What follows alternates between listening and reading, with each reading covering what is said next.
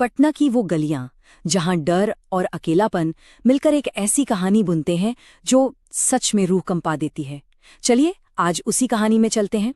एक सवाल है, क्या हर आत्मा सच में बुरी होती है? मतलब हम हमेशा यही तो सुनते आए हैं, है ना?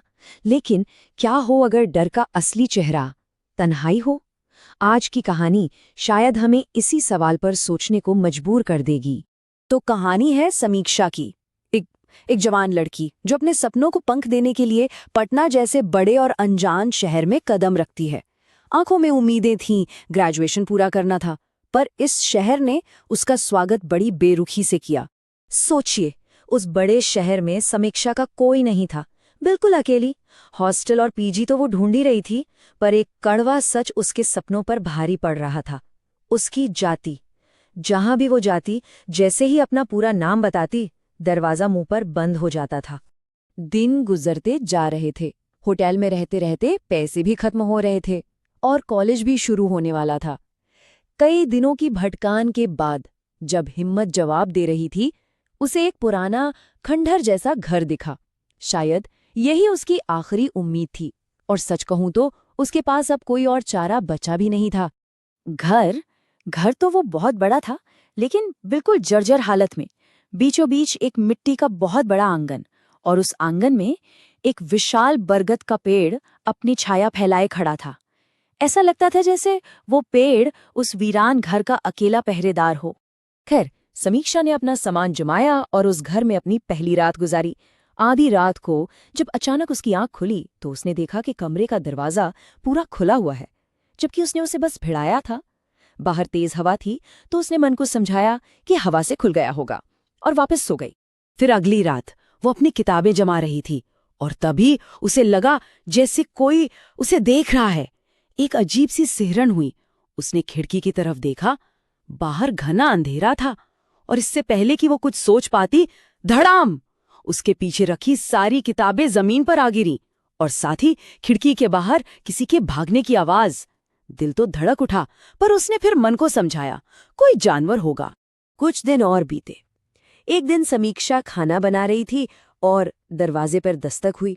दरवाजा खोला तो सामने एक बूढ़ी अम्मा खड़ी थी। समीक्षा को लगा शायद मकान मालिक की कोई रिश्तेदार होंगी। उसने उन्हें अंदर बुला लिया, और बस उस दिन के बाद से तो ये एक रूटीन सा बन गया। वो अम्मा रोज आती, दोनों घंटों बतियाते। समीक्षा उनके सिर में तेल लगाती, उनकी चंपी करती, और उस अनजान शहर में उस अम्मा में उसे एक माँ जैसा अपनापन महसूस होने लगा। उसका अकेलापन अब कहीं खो सा रहा था। वक्त बीतता गया। समीक्षा अब अपने कॉलेज में रम गई थी। दोस्त, प्रोजेक्ट्स, घर अक्सर देर से लौटना होता था। कई दिन हो गए थे अम्मा से मिले हुए, और फिर एक दिन उसके दिमाग में एक सवाल कौन था, ये अम्मा आखिर आती कहाँ से है और चली कहाँ जाती है? एक दिन वो घर पर ही थी, और उसे महसूस हुआ जैसे कोई ठीक उसके पीछे खड़ा है। जब उसकी नज़र जमीन पर पड़ी तो अपनी परछाई के साथ एक और परछाई थी, एक बहुत बड़ी परछाई जिसके बाल जैसे हवा में उड़ रहे हों। रोंगटे खड़े हो गए उसके। उसने हिम्मत करके पीछे देखा तो वो ही अम्मा थी, पर आज उन्हें देखकर सुकून नहीं मिला, बल्कि एक अजीब सा डर महसूस हुआ। और तभी उसकी नज़र मेन गेट पर गई। दरवाजा अंदर से बंद था। वो एकदम चौंक गई। अगर दरवाजा बंद था तो अम्मा अंदर कैसे आई? अब उसके दिल में एक घबराहट सी होने लगी। जाते हुए समीक्षा ने अम्मा से कहा, अम्मा आप शाम को आया करो ना, मैं कॉलेज से लेट आती हूँ। इस पर अम्मा ने मुस्कुराते हुए एक बहुत अजीब बात कही। बोली, बेटा शाम में इन आंखों से इतना दिखाई नहीं देता, पर तुम बुला रही हो तो आऊंगी जरूर। समीक्षा उन्हें छोड़ने दरवाजे तक आई। बस एक पल को किचन में पानी पीने गई, और जब लौटी अम्मा वहां नहीं थी, गायब। और फिर वो रात आई, वो खौफनाक रात जब एक ऐसा सच सामने आने वाला था जो समीक्षा की नींदें उड़ाने वाला था। आधी रात में उसे अपने सिर पर एक भारीपन महसूस हुआ, जैसे कोई उंगलियां उसके सिर की मालिश कर रही हों, ठीक वैसे ही जैसे वो अम्मा की करती थी। वो झटके से उठी, लाइट जलाई। कमरा खाली था, बिल्कुल खाली। पर जब उसने अपने बालों में हाथ फेरा तो उसके हाथ तेल से भीग गए, जबकि उसने सुबह ही बाल धोए थे। वो अभी ये सब सोच ही रही थी कि उसके ठीक पीछे कान के पास एक बहुत ही साफ आवाज आई, बेटा आजा, तूने मुझे बुलाया था ना, देख मैं आ गई। ये सुनते ही समीक्षा की एक जोरदार चीख निकल गई। वो पागलों की तरह कमरे से बाहर उस अंधेरे आंगन की तरफ भागी। दिल इतनी जोर से धड़क रहा था कि उसे अपनी ही सांसों का शोर सुनाई दे रहा था। और फिर उस बरगद के पेड़ के नीचे उसने जो देखा उससे उसकी रूह कांप गई। वहां वही अम्मा खड़ी थी, पर ये वो अम्मा नहीं थी। उनका कद आसमान छू रहा था, चेहरा अंधेरे में सफेद चमक रहा था, बाल हवा में लहरा रहे थे और वो समीक्षा को देखकर एक भयानक तरीके से मुस्कुरा रही थी।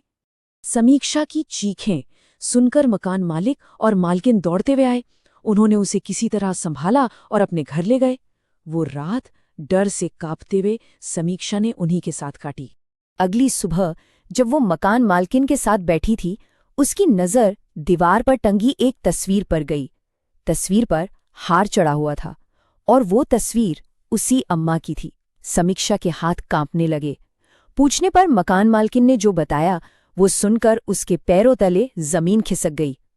उन्होंने बताया कि वो उनकी सास थीं, जिनकी मौत उसी आंगन में करंट लगने से हुई थी और उनकी आत्मा उसी बरगद के पेड़ से जुड़ी हुई है।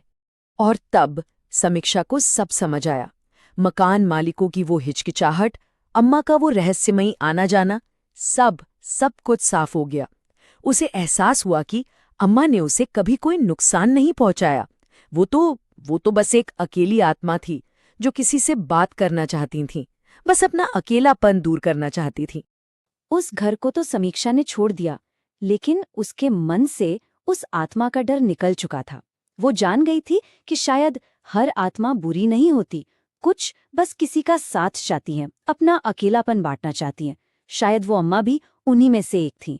तो सवाल फिर से वही है, क्या वाकई हर आत्मा बुरी होती है? इस कहानी के बारे में आपकी क्या राय है, हमें ज़रूर बताइए। और ऐसी ही और कहानियों के लिए हमारे चैनल को लाइक, सब्सक्राइब और शेयर करें। धन्यवाद।